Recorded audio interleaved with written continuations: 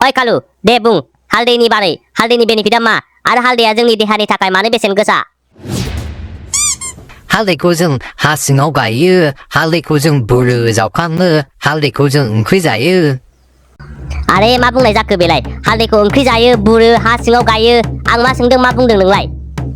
हालदैया जोंनि देहायाव मा खामानि होयो आरो जों हालदैखौ मायाव बाहायो बेखौसो सोंदों आं नोंनाव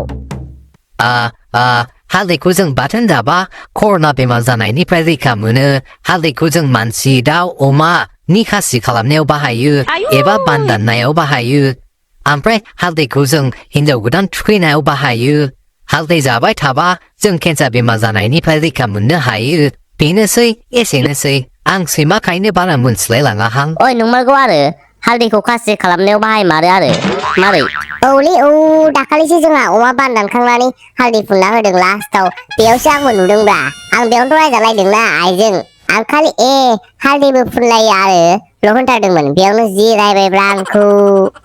ओइ नोंस्रा मा बेदें बुरुं जालागासिनो बेयावलाय बेनो नोंसोरनि VIP स्टुडेन्टफ्रा गासिबो एखेजोब नोंसोरो सम्पासो नोंसोरो सम्पा ओइ कालु ओरै फैलाय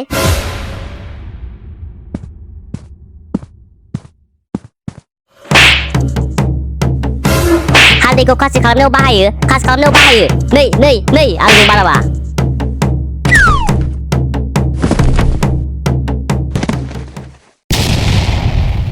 जाव दाना सार बे